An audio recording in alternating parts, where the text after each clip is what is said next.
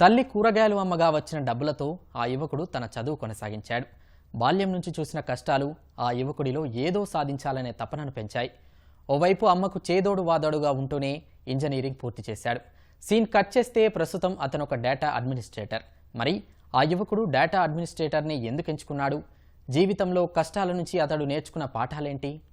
కుటుంబ పరిస్థితులు అంతంత మాత్రమే ఆర్థిక ఇబ్బందులు కలిచివేసినా ఏ మాత్రం ఒక అడుగు కూడా వెనక్కి వేయకుండా డేటా సైన్సెస్ని కెరీర్గా ఎంచుకొని డేటా అడ్మినిస్ట్రేటర్గా రాణిస్తున్నారు హైదరాబాద్కు చెందిన రాకేష్.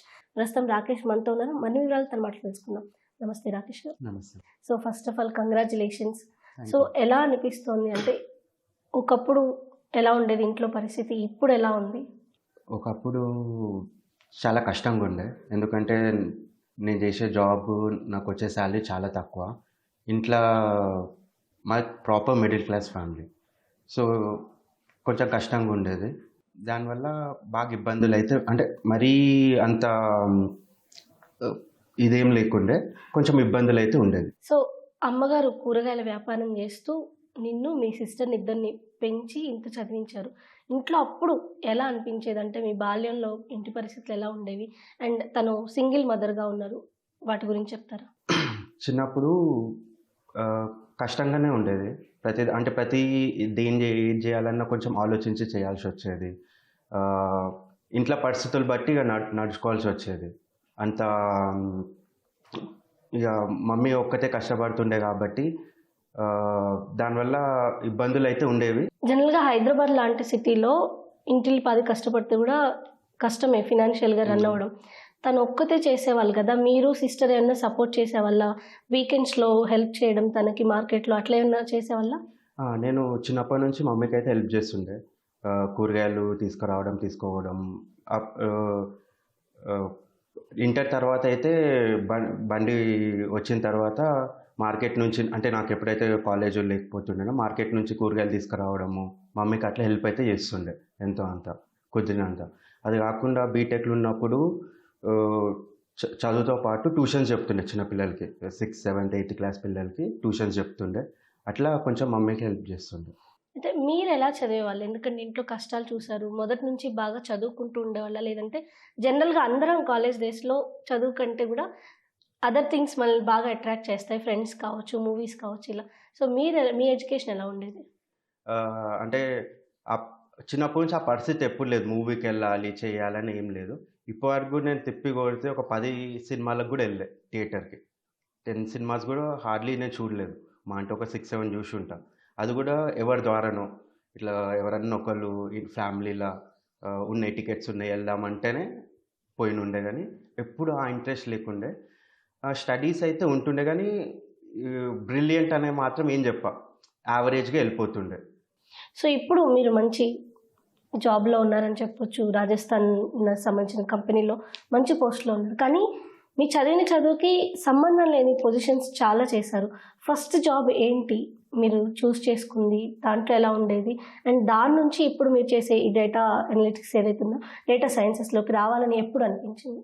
మామూలుగా ఏంటంటే, నేను ఇంటర్మీడియట్లో ఉన్నప్పుడే నాకు కెమిస్ట్రీ మీద ఇంట్రెస్ట్ అనేది బాగా పెరిగింది. అంటే కెమిస్ట్రీ అంటే కెమిస్ట్రీ చదివేటప్పుడు దాని మీద అట్రాక్షన్ అనేది బాగా వచ్చింది. కెమిస్ట్రీలో ఏదున్నా అందులోనే చేయాలని ఉండే. దాని తగ్గట్టే ప్రిపేర్ అయిన ఉండే. ఎంసెట్ ఎగ్జామ్ రాసిన. కాకపోతే నా ర్యాంక్ ఏంది అంటే, అప్పుడు మన హైదరాబాద్లో చాలా తక్కువ కాలేజెస్ ఉండే కెమిస్ట్రీ, కెమికల్ రిలేటెడ్. నాకు వచ్చిన ర్యాంక్కి ప్రాపర్ కాలేజ్లో సీటు వచ్చే అవకాశం లేదు. సో ఇక దాని నుంచి పక్కకి వెళ్ళాల్సి వచ్చిండే, ఎందుకంటే పైసలు పెట్టి మేనేజ్మెంట్ సీట్లు అయితే కొనే పరిస్థితి లేకుండే. సో దానికి ఇక నేను ఆల్రెడీ నాకు ఫిజిక్స్ కూడా కొంచెం ఇంట్రెస్ట్ ఉండే. సో ఇక ట్రిపుల్ చూస్ చేసుకున్నా. అంటే ట్రిపుల్ ఈసీ అలాంటి ఏదైనా ఫీల్డ్లోకి వెళ్దామని చూస్ చేసుకొని కౌన్సిలింగ్లో ఆ ఫీల్డ్స్ పెట్టుకున్నా. నాకు లక్కీగా ట్రిపుల్ వచ్చింది. ట్రిపుల్ సీట్ వచ్చింది.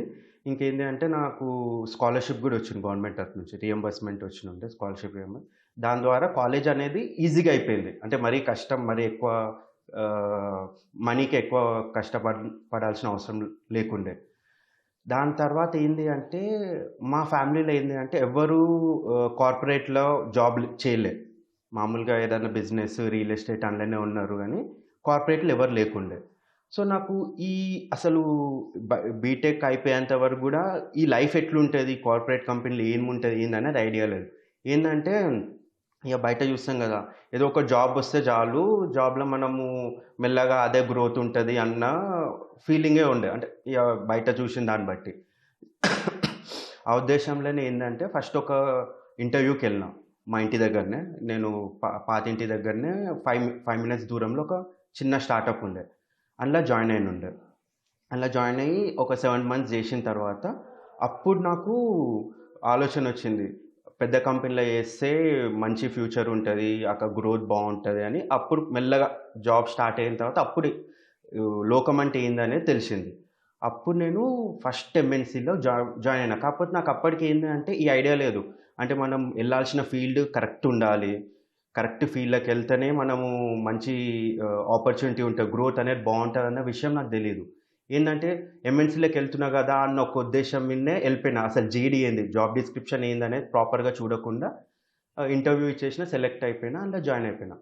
జాయిన్ అయిన ఒక ఫ్యూ మంత్స్ తర్వాత అర్థమైంది ఏంటి అంటే, ఎంఎన్సీలోకి వెళ్ళేటప్పుడు ఫస్ట్ ఏ పొజిషన్లో అయితే జాయిన్ అవుతామో అది చాలా ఇంపార్టెంట్. ప్రాపర్ స్ట్రీమ్లో వెళ్ళాలి, అంటే సాఫ్ట్వేర్ రిలేటెడ్ దాంట్లో వెళ్తేనే మనకు ఫ్యూచర్ అనేది బాగుంటుందని అప్పుడు అర్థమైంది. అప్పటి నుంచి మెల్లమెల్ల స్ట్రగుల్స్ అనేది అట్లా స్ట్రగుల్స్ స్టార్ట్ అయినాయి. సో ఈ కోచింగ్ ఇదంతా ఎలా తీసుకున్నారు? అండ్ తిరిగి మళ్ళీ జాబ్స్కి ట్రై చేసినప్పుడు మీ ఎక్స్పీరియన్స్ వేరు, ఇప్పుడు వచ్చిన జాబ్ వేరు. అది క్వశ్చన్ చేస్తారు, ఇన్ని రోజులు ఏం చేశారు అని, లేదంటే దాని నుంచి దీనికి ఎందుకు షిఫ్ట్ అని. సో ఎట్లా మేనేజ్ చేశారు? ఎప్పుడైతే నేను న్యూటన్ స్కూల్లో కోర్స్ స్టార్ట్ చేసినానో, దగ్గర దగ్గర కోర్స్ అనేది మంచిగా టెక్నాలజీస్ అవన్నీ దానికి సంబంధించిన టూల్స్ అన్నీ నేర్చుకోవడం వల్ల ఏంటంటే నాలెడ్జ్ అనేది బాగా గెయిన్ అయింది. అంతకుముందు నేను అనాలిటిక్స్ చేస్తుండే, కానీ టూల్స్ అని మా అంటే ఎక్సెల్ ఒక్కటే యూజ్ చేస్తుండే. ఎక్సెల్ తప్పించి నాకు వేరేది ఏం తెలియదు ఎట్లా అనాలిసిస్ చేయాలి. దాని తర్వాత మెల్లమెల్ల ఎస్క్యూఎల్, పవర్ బిఐ, వీటి వల్ల బెటర్గా ఎట్లా అనాలిసిస్ చేయాలి, డేటాలో ఇన్సైట్స్ ఎట్లా తీసుకోవాలని మెల్లగా నేర్చుకున్న తర్వాత ఏంటి అంటే ఆల్మోస్ట్ ఒక కోర్సు 9 మంత్స్ అయిపోయిన తర్వాత అప్పుడు వాళ్ళు నాకు మాక్ ఇంటర్వ్యూస్ తీసుకున్నారు. ఒక 2-3 మాక్ ఇంటర్వ్యూస్ తీసుకొని వాళ్ళు ఎట్లా పర్ఫామ్ చేసినా ఏంది దాన్ని బట్టి ఏంటంటే నన్ను ఇంటర్వ్యూస్కి పంపించారు.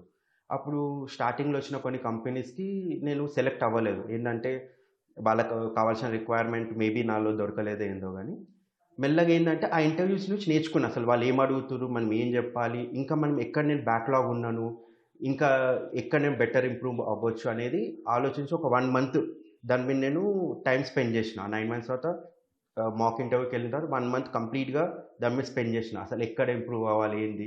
నాకు అర్థమైంది ఏంటంటే కొన్ని ఫీల్డ్స్లో నేను అంత బెటర్గా పర్ఫామ్ చేస్తలేదు. జనరల్గా మీరు చెప్పారు మనం మాట్లాడుతున్నప్పుడు, బీటెక్లో అంతా నేను ఎక్కువ స్టూడియస్ కాదు, ఎక్కువ చదువుతూ ఉండేం కాదు అని. సో ఎప్పుడు అంటే ఇంట్లో ప్రాబ్లమ్స్ మీరు చూస్తున్నారు, అండ్ మీరు కానీ అందరు యంగ్స్టర్స్ లాగే మీరు ఉన్నారు. ఎప్పుడు మీకు ఇలా కాదు, నేను ఈ పాత్ మార్చుకోవాలి అన్న థాట్ ఫస్ట్ ఎప్పుడు స్టార్ట్ అయింది? ఎప్పుడైతే నేను ఫస్ట్ ఎంఎన్సీలో జాయిన్ అయ్యానో, ఎప్పుడైతే అందరినీ దగ్గర దగ్గర అప్పుడు రోజుకి ఒక అట్లీస్ట్ 400-500 మందిని చూసినాను, అప్పుడు నాకు ఈ థాట్ అనేది స్టార్ట్. అంతకుముందు అంత లేకుండే, ఏదో చైల్డిష్ బిహేవియర్, కొంచెం ఇమ్మెచ్యూరిటీ అనేది ఉండేది, ఒప్పుకుంటా అది ఉండేది. ఇంట్లో స్ట్రగుల్ చూసినా కానీ అసలు ఏం చేయాలి ఏంది అనేది ఒక ఐడియా లేకపోతుండే. ఎందుకంటే చెప్పేటోళ్ళు లేరు, ఓకే. అసలు ఎట్లా ఏ పాత్ బాగుంటుంది ఏందని చెప్పేటోళ్ళు లేక అక్కడ కొంచెం ప్రాబ్లం అయ్యేది. ఎప్పుడైతే నేను ఎంఎన్సీలో జాబ్ చేయడం మొదలుపెట్టాను, 10 మందితో మాట్లాడడం మొదలుపెట్టాను, ఎప్పుడైతే నాకు ఇన్ఫర్మేషన్ ఏంది అసలు లోకం ఏంది తెలిసిందో, అప్పటి నుంచి నాకు కొంచెం థాట్ అనేది ఉండే. కాకపోతే ఏ డైరెక్షన్ వెళ్ళాలి ఏంది అనేది ఐడియా లేకపోతుండే. ఎప్పుడైతే నేను కాగ్నిజెంట్లో జాయిన్ అయ్యి కొంచెం మా టీమ్ లీడ్స్ కూడా నాకు ఏంటి అంటే, అప్పుడున్న టీమ్ లీడ్స్ నాకన్నా ఒక 6-7 ఇయర్స్ పెద్ద ఉన్నవాళ్ళు, అంటే ఆల్మోస్ట్ నా నా ఏ నా నుంచే పోయిన వాళ్ళు. సో వాళ్ళు నాకు కొంచెం సజెషన్స్ ఇస్తుండే, ఇట్లా కాదు ఇట్లా చేయాలి, ఈ బెటర్ పాత్ చూస్ చేసుకోవాలి, ఇక్కడ ఉంటే గ్రోత్ అనేది అంత ఉండదు, టైం వేస్ట్ చేసుకోకు అని చెప్పి నన్ను బాగా మోటివేట్ చేస్తుండే. సో మీరు డేటా అడ్మినిస్ట్రేటర్గా ఉన్నారు ఇప్పుడు. సో డేటా సైన్సెస్ అనేది నెక్స్ట్ ఈ 10 years పాటు ఒక మంచి కీ రోల్ ఉంటుంది, కెరీర్ గ్రోత్ బాగుంటుంది అంటుంటారు. సో డేటా సైన్సెస్ని అంటే ఎప్పటి నుంచి, బీటెక్ స్టూడెంట్స్ ఎక్కువ నేర్చుకుంటుంటారు కాబట్టి ఎప్పటి నుంచి నేర్చుకుంటే బాగుంటుంది, అండ్ దీనిపైన ఉన్న ఆపర్చునిటీస్ ఏమున్నాయంటారు? ఇప్పుడు మనం చూసుకుంటే దగ్గర దగ్గర స్కూల్స్ నుంచే, దగ్గర 6th 7th నుంచే మనకి కంప్యూటర్స్లో మనం చదువుకున్నప్పుడు కంప్యూటర్స్లో మాట వాట్ ఈస్ కంప్యూటర్ అనేది ఉండే, సిపియు వాటి గురించి ఉండే.